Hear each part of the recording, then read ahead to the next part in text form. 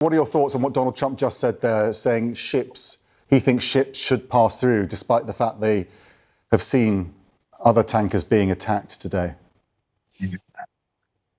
Yeah, I think, well, first off, I think the Straits of Hormuz is going to be dangerous because of what the Iranians are doing right now. They're deliberately attacking ships in the vicinity of the Straits to give the impression that they control the Straits, and in essence, de facto, the major shipping companies and the oil carriers are deciding that the risk is too high for them to transit through. So that's really each individual company's decision to make.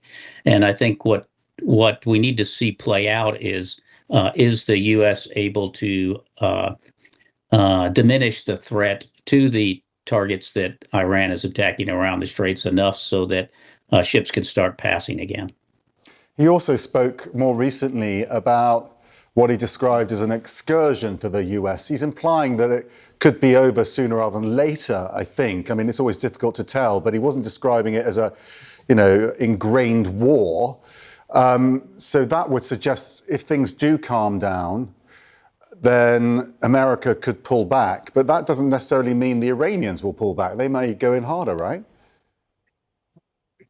Well, that's the question. You don't know what the harder is. We could talk about in a second, but just because the president, well, first of all, let's talk about what would get the president to stop.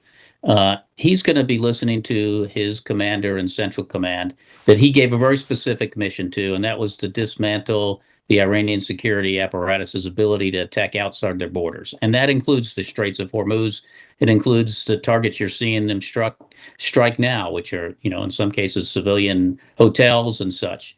So he'll be listening closely to the CENTCOM commander on how they're getting at that mission, which includes ballistic missiles. It includes these drones to some extent, but they'll always probably be around the drones. And then it also includes this capability the Iran has to say they can control the Straits. That's why the focus right from the beginning also included getting after the Navy. That didn't mean the Navy only their ships. It meant their cruise missiles, their mining capability, all the things that they have used in the past to hold hostage the Straits to the global economy. So I think that's who he's going to be looking to let him know how we're doing against that mission to decide to stop. And then your other question is, does that mean the Iranians stop? Well, only the Iranians know that, but certainly, their capability to do what they could have done at the beginning of this is diminished. Absolutely. We've seen that in the air, haven't we? Less missiles coming from Iran, but they are now focusing on this economic war, effectively, which is the Strait of Hormuz. And don't have to do much to disrupt it. They've said, sources are saying they have laid some mines. But even if there's just one in there, that's going to be a real safety factor for any ship going through, and the insurers won't want to secure those ships. So that's a very effective strategy, isn't it, on the Iranian side? And how do the Americans handle that? How do they find that one mine that may be a real challenge here? Yeah, well, you're right that they have focused now on trying to ratchet up the pressure economically, right? That's why they're attacking ports, airports. They made a comment of potentially financial institutions. That's their game plan, right? To get at the will of the Gulf nations, to get at the will of the United States and the rest of the, and to get at the will of even the European countries to pressure the United States and potentially stopping. But your comment is, it doesn't take a lot to put a mine in the water, but to have those mines be effective, they're going to have to do a little bit more than just drop a few in because they can be dealt with. If they start actually laying minefields or putting a lot adrift, that's a different situation. You saw yesterday, I think, a lot of Iranian ships that could put mines in the water being destroyed. But it doesn't take much to put one or two in and then say it's mined. So your point is valid, and the United States would have to, along with the other nations, show that those mines aren't a danger. I am curious as to how sophisticated you think the Iranians are in mine warfare. Oh, they're very, very good, Laura. They've been practicing it, thinking about it, going back to the late 1980s, when as a young Navy officer with a lot more hair in those days, I was driving ships in and out of the Persian Gulf, the Iranians even then were putting mines in the water. That was the late 1980s. You're showing the picture. It's a very narrow strait. The Iranians have 5,000 mines in total.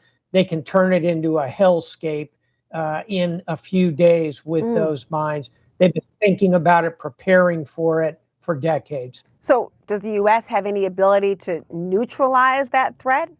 And how long might that even take?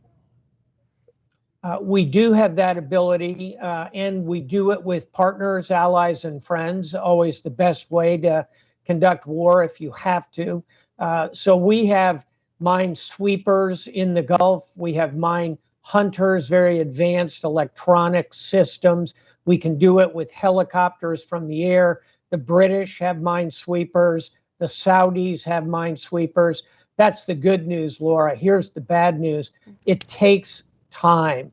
So to clear a couple of hundred miles of a couple of hundred mines over maybe 10 miles would take you days, and the Iranians can put thousands in the water. So it could take weeks, if not a month or two, to clear it of the mines. So the global economy needs to be prepared for a month or two shutdown. That's going to be very problematic for the global economy. And that's for the existing mines. Some they say they might put more on the more that you're removing. You never know what's going to happen there about their stockpile that might be. Look, the president says the United States will escort ships through the strait. Iran continues to say the strait is closed. You took part in a similar operation during the Iran-Iraq wars back in the 80s. Is that plan plausible? It is plausible. In 1987, for example, I was third in command operations officer on a Navy cruiser in something called Operation Earnest Will, when we reflagged tankers, put a U.S. flag on them, then we escorted them in and out. Reasonable plan in 1987.